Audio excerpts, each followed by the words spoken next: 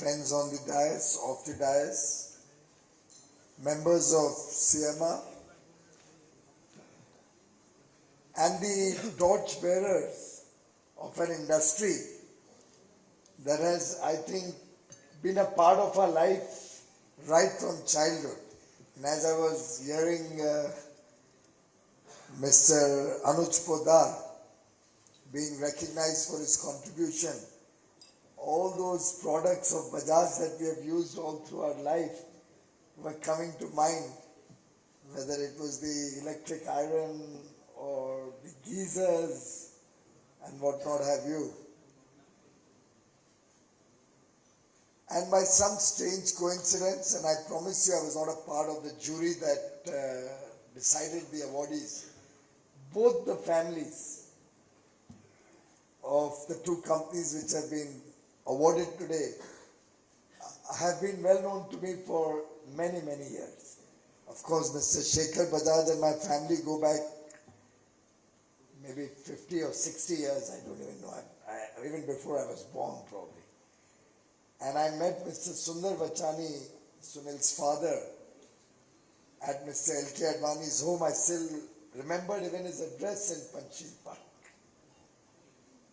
So in a way, I'm really delighted to be able to be a part of this program and recognize the contribution of Bajaj Electricals and Dixon Technologies, apart from the other award winners, the big contribution of Mr. Sehgal, and all of you distinguished ladies and gentlemen who have come here today. I was just reading the list of members of your association,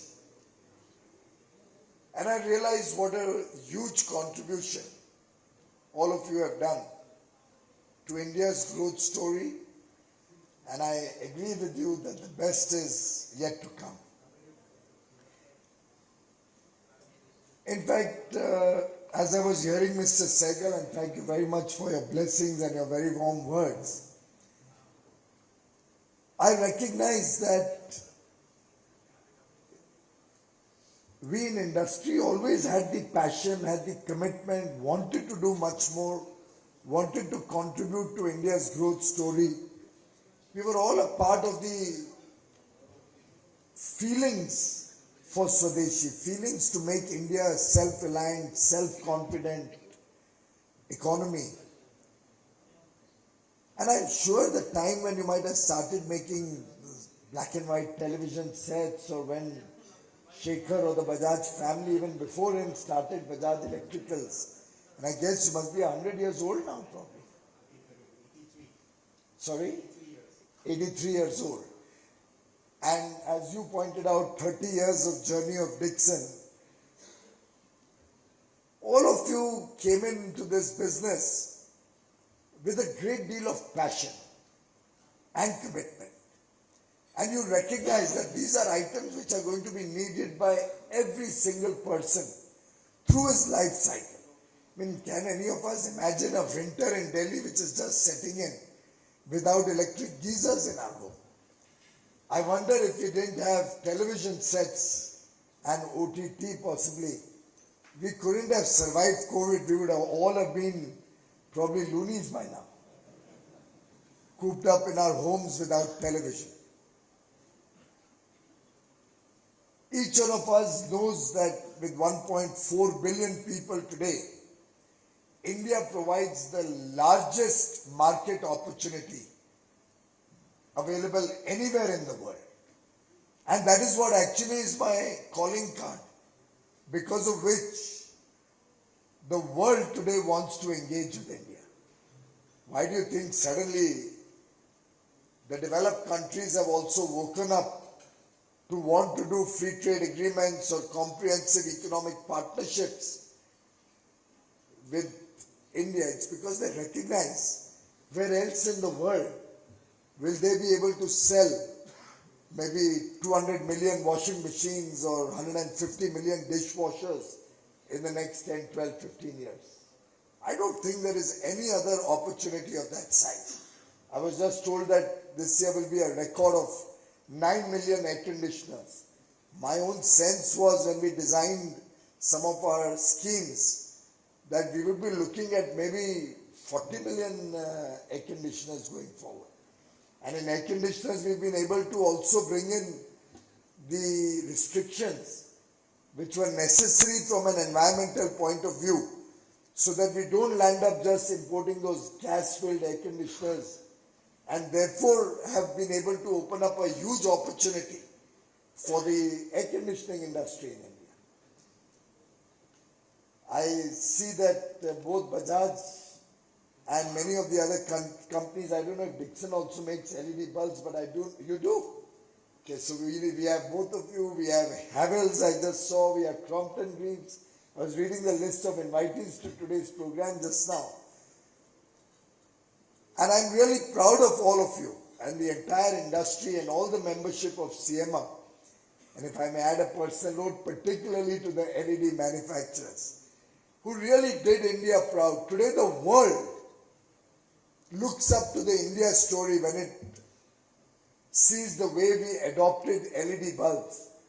And as a nation, we were able to not only roll out LED bulbs to the length and breadth of the country, maybe in 4 years, the entire nation moved to LED lighting. I often jokingly say that finding a old incandescent bulb, I think Punjabi या हिंदी में तो उसको लट्टू बोलते हैं ना cycle साहब. Finding that, you will have to probably go to an antique store. You may not find it easily in a electrical goods store anymore. But you are the people who made it happen. You recognize that scale and speed will make the difference to India's growth story. Something which Honorable Prime Minister alluded to very recently, when he spoke about the scale at which India offers opportunity and the speed with which India is adopting technology, the speed with which we are growing, the speed with which we are integrating to become a global economy. We are bringing in the best of quality standards. Today we have some of the finest talent, management talent, STEM graduates, researchers, pool of scientists and designers, as was just pointed out.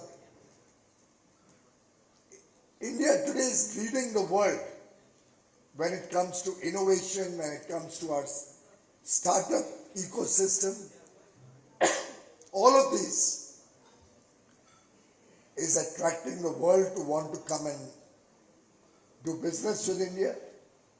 Currently, as we speak, we have an FTA negotiation going on with the UK, with Canada, with EU, in some small way with Israel. Next week, we'll be launching one more very important FTA. There are at least 2 or 3 other group of countries who want to expand their engagement with India and have been pushing us to start FTA negotiations.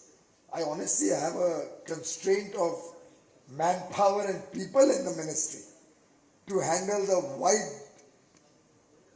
breadth of subjects that are required to be negotiated and discussed. And bear in mind, every FTA stands on its own legs vis-a-vis the counterparty. You can't have a template and just cut and paste and do it. FTAs may happen at scale, but you don't enjoy the benefits of economies of scale while negotiating an FTA. You can't duplicate them. You have to see the local conditions there. You have to see what's good in it for you, what you can offer to make it a fair, equitable and balanced agreement. You have to also assess the risks, if any, in the opening up of your markets vis-a-vis the opportunities that the other counterparty or the other market offers you. And I must place on record my deep appreciation and compliment all of you for your industry's leadership in taking the bold step to tell my ministry that except for non-transparent and opaque economies where we don't know how they do their costing, except for those economies when we are dealing with the developed world like Europe or America or Canada, you are happy to do a 1:1 or a free-for-all where you want full market access in those economies and are not worried at all about competition of goods coming from there because you have the courage of conviction in your ability to compete, in your ability to provide high quality goods. It's truly wonderful when I hear this coming from Indian industry.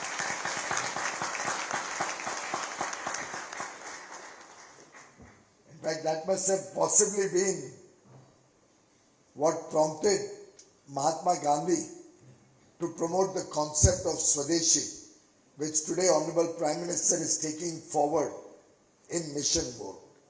In fact, I don't know if you recognize that you are assembled here today on the eve of a very important journey that we are all embarking on, the Amrit Kal, the next 25 years which we've just entered, which is going to define the future of India and 1.5 billion people. I mean, imagine if you were to look at the growth rates of India in the last, let's say, 25 years. The Indian GDP in dollar terms has grown at a CAGR of about 8.72% over the last 25 years. This is calculated in US dollar terms, so you have the nominal growth less the depreciation of the rupee that determines the dollar growth that the country has witnessed. My own sense is, given that we've been able to structurally make significant changes to the Indian economy. We are looking at ease of doing business, we are looking at our own rankings in the Global Innovation Index. When we look at schemes like Production Linked Incentive Scheme or the focused effort of the whole of the government to promote manufacturing in India, to promote services from India to the rest of the world, when we are recognizing the strengths of Indian talent, Indian manpower, when all of these are factored in, possibly our growth in GDP over the next 25 years could be much more than the last 25 years. But even if I was to extrapolate the number as it was for the last 25 years, and that's the math anybody here can do, you're looking at a nearly $30 trillion economy by 2047 when we celebrate India's 100 years of independence. And should we do it even slightly better, maybe make that 8.72 as 10%, you would be looking at a GDP upward of 35, nearly $40 trillion. Can you imagine the delta, the scale of opportunity that lies before each one of us? And I'm happy, Mr. Lal, that you spoke about the 5,000 to 15,000 journey in 5 years that Dixon has had, because that's exactly what is the need of the hour. We all have to work with that confidence, with that spirit. And once the economies of scale kick in and we maintain world-class global benchmarks in the quality of our products, I don't think there's any power on earth that can stop India from being a $35-40 trillion.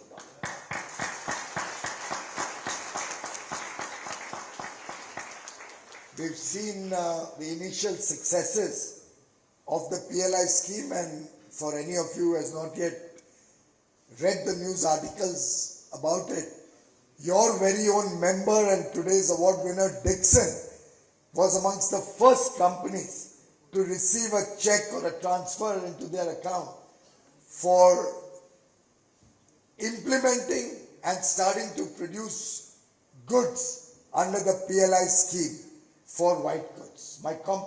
For mobiles. My compliments to Dixon and to all of you, because that's only the beginning.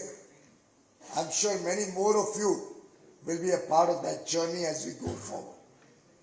And mobile industry, where we've grown from 2 manufacturers to probably nearly 200 manufacturers in the mobile ecosystem, is a living example of the success and the fact that we are told that Apple would probably over the next 4-5 years be manufacturing 1 out of every 4 Apple phones in India, is testimony to the huge potential that they see in the Indian market, in our ability to manufacture on a cost competitive basis, and ability to become a supplier to the world and be a part of global resilient supply chains as a trusted partner. And this trusted partner, friends, is something that each one of you has earned for India. And I say this because during COVID, India is one of those rare countries which did not let down a single international commitment. We met every single one of our international commitments, be it in goods, be it in services, where our people quickly moved home to their homes thanks to Prime Minister Modi's initiative when he launched the Digital India mission 8 years ago. We've had a huge broadband penetration across the country, and digital technologies have reached the length and breadth of the nation. We have 4G all across the country. We've already launched 5G, which will start getting into people's businesses and homes in the coming months. All of that helped us to earn the acronym of a trusted partner. Now it's incumbent on all of us to leverage the goodwill that you have all created, the goodwill that today Prime Minister Modi receives on behalf of all of us 130, 140 crore Indians when he's on the world stage. And over the last 3 days, I think each one of us have very proudly seen the respect and the recognition that Prime Minister Modi got from all the world leaders, in a way representing all of you at the G20 in Bali, and as we have now taken over the presidency of the G20 starting 1st of December next month. It's going to be a proud moment for all of us.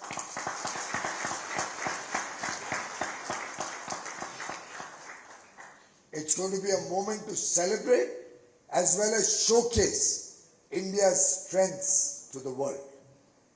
And in some sense, we are a smart country. Today we have smart cities, we have smart phones, we have smart watches, we have smart appliances, right? So if I can pick up on smart and suggest to all of us that we look at the S of smart for sustainability, and I'm delighted that GIZ presented the report on e-waste today. I do hope we will all take up cudgels on this subject. I can assure you full government support should you come up with some tangible suggestions, doable suggestions. I can even have the Environment Minister sit down with some of the captains of your industry and work out the framework in which we should, because it's truly a matter of deep concern. And therefore, sustainability should be the hallmark of the appliances industry or the consumer electronics industry in the years going forward. We have to plug the e-waste leakages. I don't know necessarily whether just the fact that they go into the informal sector should be called leakages or no. I may have a different opinion on that. But I think we need to support the informal sector also. You can't wish them away. You'll have to work to guide them, to support them, and to bring them into the formal framework. But certainly it's a challenge. It resonates also with Swachh Bharat and also with zero effect that Prime Minister Modi talks of. Zero effect, zero effect. So sustainability would be the first smart thing to do. When we talk of M, we are looking at our manufacturing capabilities. Are they at scale? Are they cost competitive? Are they high quality? Are we globally competitive? Can we become recognized globally as a supplier of products where you can close your eyes and buy an Indian product just as you would buy a Swiss watch or a German machine tool? Can we collectively agree to bring in high world-class, world-recognized quality standards and also quality control orders so that we can stop the inflow of low-cost and low-value, bad-quality products coming into the country from certain geographies? That will also open up bigger markets for all of you. Can we adopt these quality control orders as an industry? And within that, if they are small manufacturers, maybe we need to handhold them in the initial period so that they also recognize the importance of quality. In terms of the A of smart, very obviously it's Atmanirbhar Bharat. We have to be self-reliant, self-sufficient. And the PLI, therefore, as you might have observed, while on mobiles we started with the mobile phone because we believe it will be a top-down approach and gradually the component sector will come in here as we studied in the other countries. On many other products, we are focused more on the components because we do believe that the components will aggregate into the value of the finished product. But if we just give it on the finished product, you'll land up with large amount of component imports, very often from, again, opaque, non-transparent economies or through FTAs. So I think it is important that we encourage the component ecosystem in India, and that will lead us to an Atmanirbhar consumer electronics and appliance manufacturing base. I think the R could stand for rating. We have the energy efficiency ratings. Can we also have quality ratings with our Made in India label? Can we start, maybe the industry can self-regulate and encourage people to adopt modern standards and then encourage people to buy high quality goods so that rating of the products that you make, and in fact 5-star rated energy efficiency products or 4-star rated air conditioners, I think are gradually becoming the norm today. We need to put an end to low quality stuff from the ecosystem, and then when you have high volumes of good rated products, automatically its cost also will become more competitive and we'll move towards zero defect, zero effect. And finally, in terms of the T of smart, I think it's technology. And all of you know that better than me. It's technology that's going to determine the success of our industry, success of the India story. We'll also have to look at trends, worldwide trends, new emerging trends, and remain contemporary in our products. After all, LEDs came into the world many years ago. Even the developed world could not adopt it. But because India picked up the trend and saw strength in our population, in the 1.3 billion population that we had in 2014, and Prime Minister Modi himself being a very big advocate of sustainability, energy efficiency, and the fight against pollution or the effort to improve our planet and work together towards a better planet, in the fight against climate change. He gave full support to this program. In fact, he launched this program on LEDs as the Ujala program on 5th January 2015. And by 2019, I think the whole country had adopted LEDs. And the prices fell by what? As much as 85-90% in many cases? Oh my God. That's the power of technology, and that's the power of picking up world trends at an early stage. And with nuclear families, with more and more women coming into the workforce, with more and more desire amongst the next generation to have the good things of life, I think your consumer appliances and electronics industry goods have a very, very bright future. I'm sure as we work towards a developed nation, towards a prosperous India by 2047, all the statistics that you shared with me and which I was running through just now will remain mere statistics. The reality will be much, much better.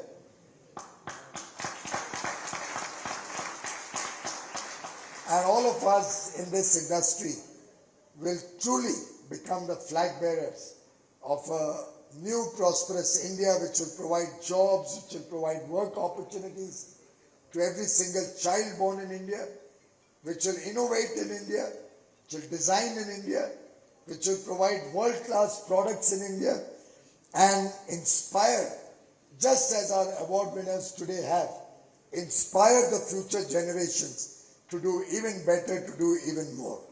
My best wishes to all of you.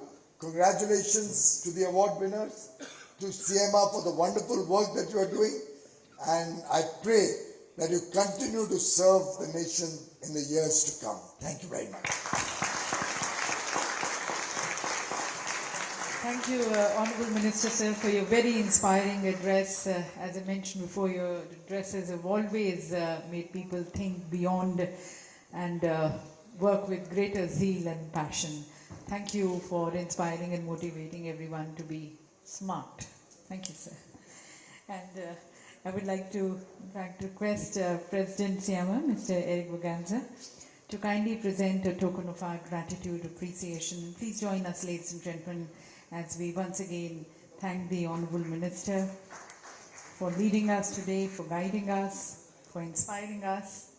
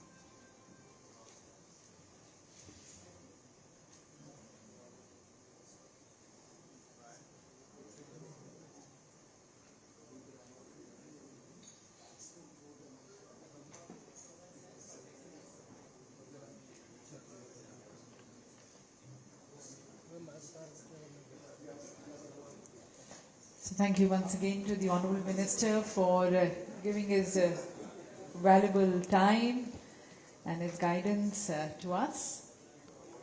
Ladies and gentlemen, would like to request you to remain at your respective seats, for we are going to be moving straight in the second segment of the day.